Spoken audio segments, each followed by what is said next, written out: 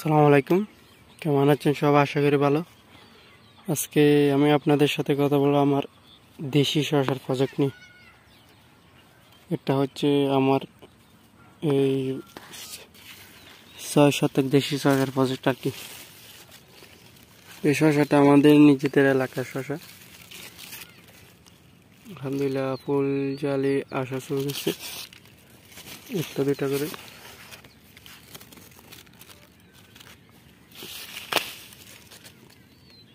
একটা দুইটা করে ফুল জালি আসা শুরু করছে।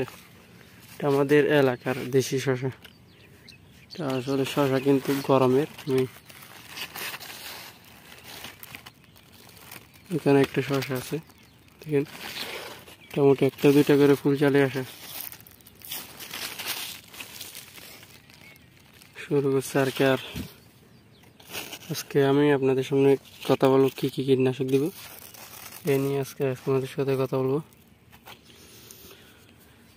এই শসাগুলো কিন্তু জাত অনেক বড়, শসার জাত দেশি শসাগুলো।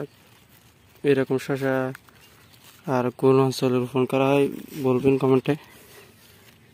এগুলা দেশি শসা আর কি। এগুলাতে ফলন তেমন থাকে না, মনে করেন একটা জালে আসার পর আবার অনেক ফুল জালে বেশি। এখানে মনে করেন এখানে একটা ফুল জালে আসছে, তারপরে অনেকগুলো আবার ফুল থাকবে এরকম আর কি। শসাগুলো মনে করেন অনেক বড় হবে। আর এগুলা শসার গড় ওজন 1 থেকে 3 কেজি পর্যন্ত হয়ে থাকে গড় ওজন শসাগুলো।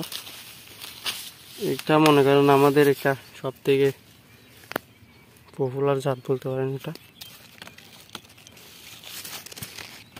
আমার এখানে ফুল জালে আসা শুরু করছে একটা দুইটা করে। তো আজকে আমি আপনাদের সামনে কথা বলবো কি কীটনাশক দিব এ নিয়ে আপনাদের সামনে কথা বলবো। আমার এখানে সাদা মাছে দেখা যাচ্ছে থ্রিপস তেমন দেখা যাচ্ছে না। আপনারা থ্রিপস চেক করবেন হচ্ছে ডগার দিক দিয়ে চেক করলে হবে থ্রিপস, আর পাতার নিচের দিকে। আমি এখানে কীটনাশক দেওয়ার পর থ্রিপস চলে গেছে, এখন শুধু সাদা মাছে দেখা যাচ্ছে, অল্প পরিসরে সাদা মাছ আছে এখানে। তো আজকে আমি এখানে কি কীটনাশক দিচ্ছি আর ডাউনে মিলিয়ে দেখা যাচ্ছে। আমি আজকে যে কীটনাশক দিব এগুলা দিলে মনে করেন সবগুলোর সমাধান হয়ে যাবে কীটনাশকগুলো। আমি এখানে দিচ্ছি হচ্ছে সাদা মাছের জন্য ফ্যাগাসাস। এই ফ্যাগাসাসটা কাজ করে মূলত ডিমের। এই সাদা মাছি যেগুলো দেখেন এগুলা উঠতেছে, যেগুলো দেখতেছেন এগুলা তেমন ক্ষতি করে না। সাদা মাছি ক্ষতি করে হচ্ছে লার্ভা থাকা অবস্থায়, এইটা ডিমের ক্ষতি করে। ডিম থাকা অবস্থায় সাদা মাছি ডিমকে নষ্ট করে ফেলে আর কি। এটা দিলে আপনার মনে করেন সাদা মাছের ডিম লার্ভাগুলো মেরে ফেলবে এটা ফ্যাগাসাস। এটা প্রতি লিটারে 1/2 মিলি করে দিলে হবে। 16 লিটারে 10-12 মিলি দেব, বেশি দেওয়ার দরকার নেই। এটা একটু গরম বিষ, বেশি দেওয়ার দরকার নেই। ফুল জালি থাকলে সেখানে বেশি না দিবে বলা। আমার এখানে দেওয়া যাবে, কারণ এখানে ফুল জাল আসে না, এখানে দেওয়া যাবে। তো এখানে আমি প্রতি লিটারে 1/2 মিলি করে দিচ্ছি। আর দিচ্ছি হচ্ছে কেমাইট। এটা হচ্ছে কেমাইট, এটা মাকড়ের জন্য, ইস্পাহানির। এটা মাকড়ের জন্য অত্যন্ত ভালো কাজ করে। আর এটা হচ্ছে ক্যাব্রিউটাপ, এটা সকলেই জানে যারা শসা ক্ষেত করে। আর নতুনরা একটু কম জানলেও এটা ডাউনে মিলের জন্য হচ্ছে উপর আর কোনো কীটনাশক আমার জানা মতে নেই, আপনাদের জানা থাকলে মারতে পারেন। এটা হচ্ছে ডাউনে মিলের জন্য। আর এটা হচ্ছে সাকসেস, এটা থ্রিপসের জন্য অত্যন্ত ভালো কাজ করে। আপনারা এর উপরে আর কোনো থ্রিপসের জন্য ভালো। আর ট্রেস আর একটা আছে, এটাও চাইলে দিতে পারেন, আর এটাও দিতে পারেন। আর ডেনিম ফিটও দিতে পারেন, আর ডাইমেনশনও দিতে পারেন হ্যাকেমের। সাকসেস সব থেকে ভালো কাজ করে। আর এটা হচ্ছে ম্যানসার বা কার্বন ডাইজিম ম্যানকোজেব গ্রুপের যেখানে একটা ছত্রাকনাশক, আপনারা দিয়ে দিলে হবে। আর এটা হচ্ছে ব্লিস্টিন, আমি সাথে এটা ছত্রাকনাশক সাথে দিচ্ছি আর কি।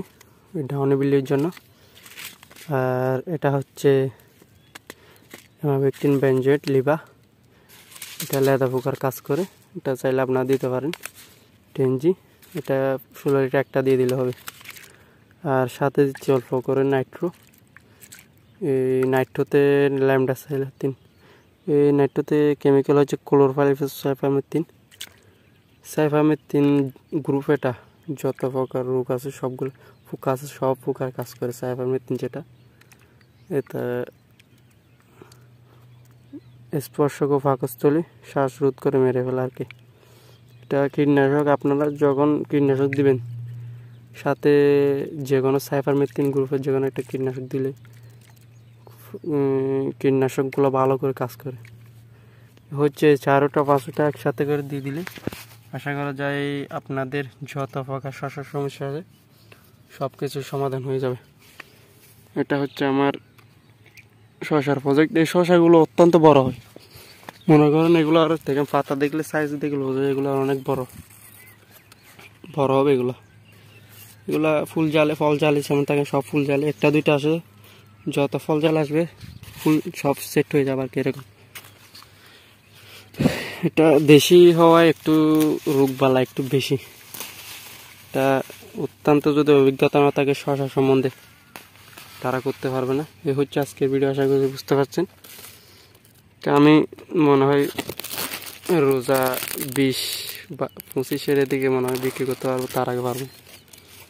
আপনার পাতার এই কাণ্ডর টান দেখতে বুঝতে পারেন কত এটার ব্যাগের, দেখছেন অনেক দূরে হচ্ছে। আজকের ভিডিও অনেক লম্বা হয়ে গেছে, আশা করি বুঝতে পারছেন। শশার যে কোনো সমস্যা সমাধান থাকলে কমেন্টে জানাতে পারেন, অবশ্যই যতটুকু জানে ততটুকু বলে দেওয়ার চেষ্টা করবো। আসসালামু আলাইকুম রহমতুল্লাহ।